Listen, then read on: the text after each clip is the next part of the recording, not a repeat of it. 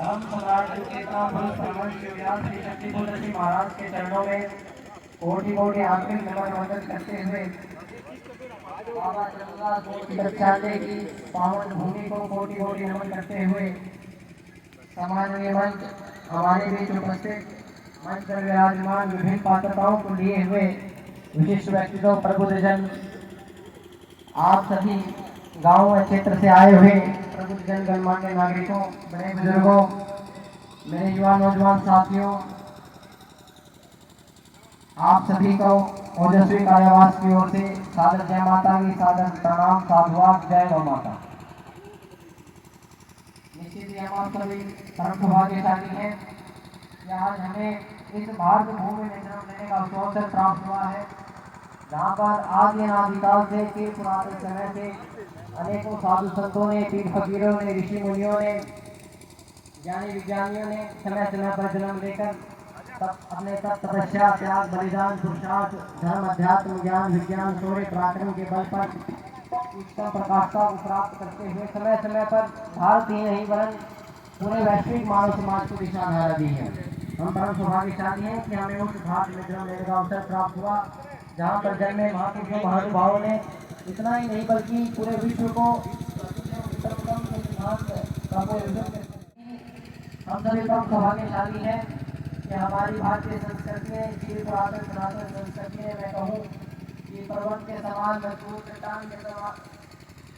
समान मजबूत और चट्टान के समान सशक्त हमारी भारतीय बहुआयामी सभ्यता संस्कृति ने समय समय पर विश्व के अनेकों संस्कृतियों सभ्यताओं को मार्गदर्शन दिया, दिशाधारा दी। मैं इन सभी बातों के माध्यम से कहने का अभिप्राय है कि हम सभी को इस भारत भूमि पर जन्म लेने का अवसर प्राप्त हुआ। जो हमारी भारत भूमि, जो संस्कृति अनेकों गुणों की धनी है, परंतु बड़े ही दुर्भाग्य की बात है कि हमारे इसी भारत देश को, इसी भारत की मिट्टी को आज से 400-500 वर्ष पूर्व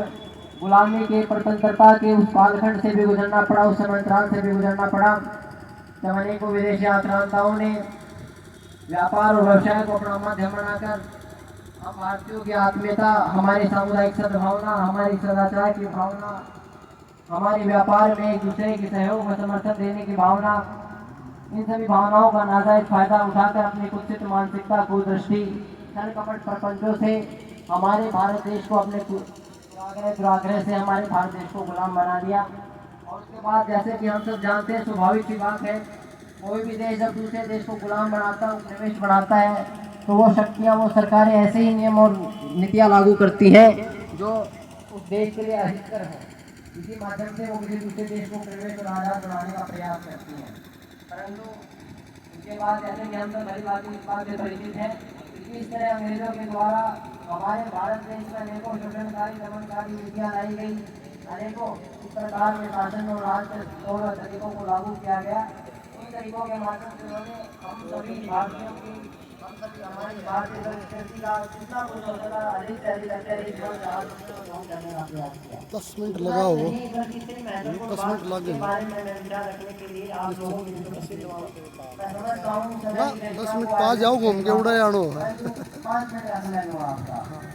कि इसके साथ साथ अनेकों शोषण के तरीकों, दमनकारी नीतियों के साथ साथ उन्होंने जो एक और अधिक बहुत ही बड़े दुर्भाग्य का कार्य किया, वो ये किया कि हमारी जो संस्कृति थी, हमारी संस्कृति के अभिन्न अंग रहे, हमारी संस्कृति के अभिन्न हिस्से रहे, या मैं कहूँ हमारी संस्कृति और सभ्यता की मूलाधार रही गुरु, गाय, गंगा,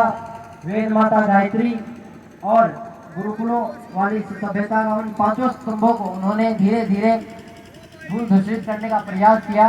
ताकि आगे आकर आने वाले समय में कभी भविष्य में हमारे देश के उज्जवल भविष्य, युवा, हमारी आने वाली पीढ़ियाँ, हमारी आने वाले पुश्तें पुनः जागरूक होकर, पुनः विकसित होकर मजबूत, सशक्त, सबल न बन पाए, सबल बनकर पुनः पहले की तरह सोने की चिड़िया हमारा देश न बन पाए, पुनः पूर्व की तरह विश्व को दिशाधारा न दे पाए। उन्होंने ये कार्य किया। मैं कुछ इतिहास की बातें उठाकर इतिहास के झरोखे में झांकने के लिए आपसे निवेदन करूंगा कि आप इतिहास में झांक कर देखिए कि हमारे देश में गौवध का पहला बूचड़खाना अंग्रेजों के द्वारा सन 1770 में खोला गया था। आप और हम भले ही भोले भाले लोग हुआ करते थे, परंतु वो शातिर लोग थे। और जी जी और इतना ही नहीं बल्कि जो भी कोई व्यक्ति बाहर से शासन करने आता है, जिस भी व्यक्ति की जिस भी आक्रांता की मानसिकता दूसरे देश व क्षेत्र पर शासन करने की रहती है, वो पहले तो उस भूमि से उस जगह से अधिकाधिक लाभ लेने का प्रयास करता है और जब उसे लाभ मिल जाता है तो लाभ लेने के पश्चात वो उस भूमि को उस क्षेत्र को दूषित करने का प्रयास करता है ताकि वो जगह पुनः विकसित न हो पाए। तो ऐसी कुछ मंशा अंग्रेजों की थी कि उन्होंने हमारे देश में गोवध को बढ़ावा दिया, बूचड़ खाने खोले सन 1770 में। उसके बाद जैसे कि आप सब लोग मेरे युवा नौजवान साथी इस बात से भली बात उन्होंने गोवध को बढ़ावा दिया। उसके बाद 28 की क्रांति हुई, जो भी गो की चर्बी से बने हुए कारतूसों के ऊपर हुए 1770, 1780, 1818, 1860। मेरा कहने का अभिप्राय है कि आज हमारे देश में हमारे देश पर गोवध का कलंक लगा हुआ है। निश्चित ही अगर हम गो भगत हैं, हमारे अंदर गो के प्रति भावना है, क्योंकि हम उस भारतीय चिर पुरातन ऋषि मुनियों वाली संस्कृति से आते हैं, हम सभी के अंदर गो के प्रति भाव है। उसी को लेकर आज हम यहाँ स्थान पर एकत्रित हुए हैं। तो हमें इस मांग को उठाना चाहिए कि देश के अंदर जो गोवध का कलंक है वो मिटे। हमारे बीच आने वाले राजनेताओं से, राज सत्ताओं के अधिकारियों से और